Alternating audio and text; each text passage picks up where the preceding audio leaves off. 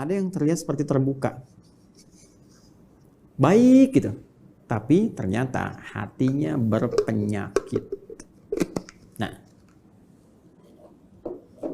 penyakitnya ini berbeda dengan penyakit-penyakit yang kufur tadi, penyakit-penyakit yang fasik tadi. Yang ini lebih kronis sifatnya.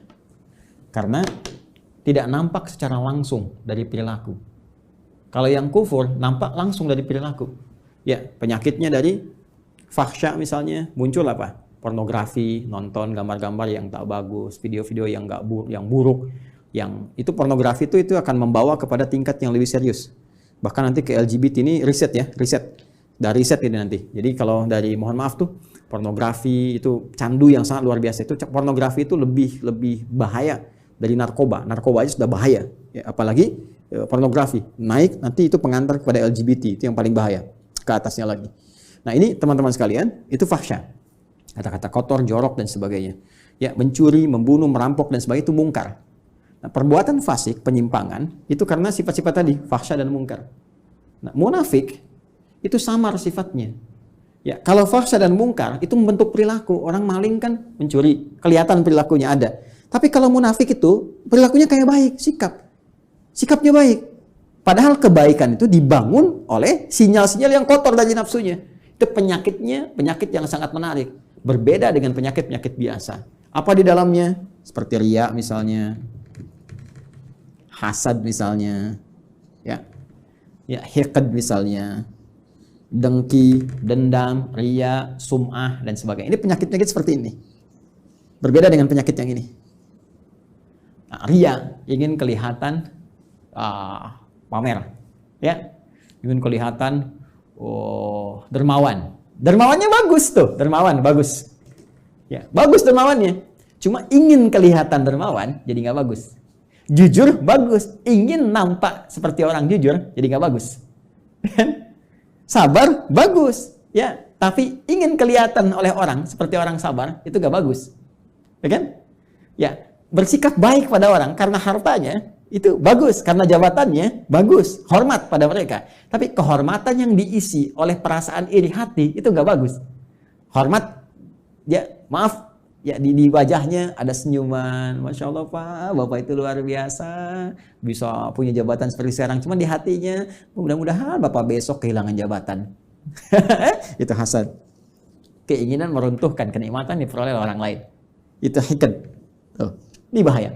Itu yang disebut dengan sifat-sifat ini melahirkan sifat nifak yang membentuk munafik. Tipikal golongan ketiga. Jadi orang munafik itu sama-sama yang ingin saya sampaikan punya penyakit di hatinya. Punya penyakit di kolbunya. Ya, penyakit yang melahirkan dampak kepada fisik disebut daun. Penyakit yang melahirkan dampak kepada jiwa, sumbernya dari kolbun disebut maradun. Jadi orang yang sedang riya itu maradun, orang yang sedang hasad itu kena penyakitnya maradun, orang yang hiqd, dengki, ya dendam itu maradun, ada penyakit di kolbun. Kalau satu orang, kalau banyak orang, ya maka jamak bentuknya dari kolbun jadi kulubun, ya di kulubnya ada apa? Ada maradun. Karena itu kalau ditanya kemudian, kenapa orang munafik itu bermasalah imannya? Kenapa dia menipu dirinya sendiri? Di ayat 9, ya kan? Kenapa dia mencoba menipu Allah dan orang beriman? Padahal tanpa sadar dia menipu dirinya sendiri. Karena di kolbunya ada maradun. Karena di kulub mereka kalau banyak. Karena munafik menular. Kalau banyak orangnya di kulubun. Ya, di kulub hati-hati mereka itu ada penyakit maradun. Maka dijawablah dari pemaparan ini. Turunlah kemudian, perhatikan, ya, pernyataan tegas dari Allah Subhanahu wa taala yang mendasari pemaparan yang telah diuraikan tadi, ayat 10. Fi qulubihim marad. Fi qulubihim maradun. Ini fi qulubihim marad. Yang paling menarik di ayat ke-10 ini, yang Allah tekankannya tuh yang ini, khabarnya. untuk menjawab pertanyaan di ayat 8-9 tadi. Ketika Anda bertanya, kenapa sih orang munafik ini imannya bermasalah?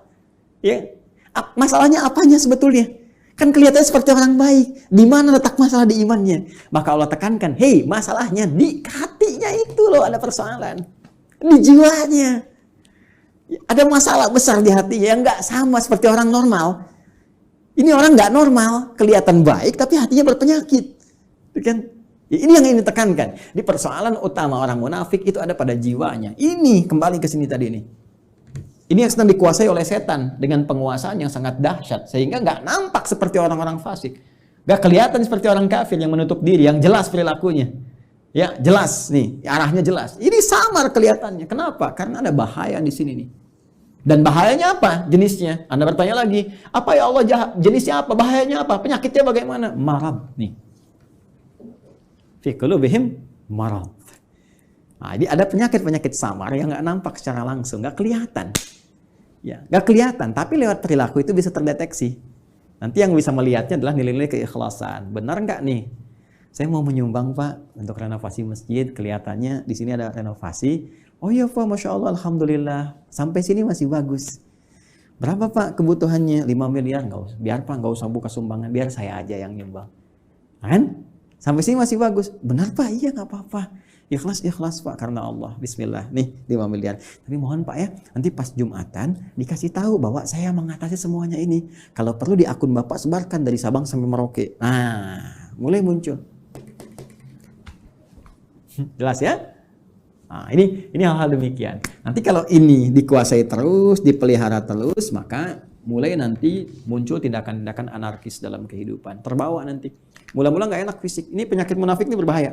Marad itu lebih berbahaya daripada da.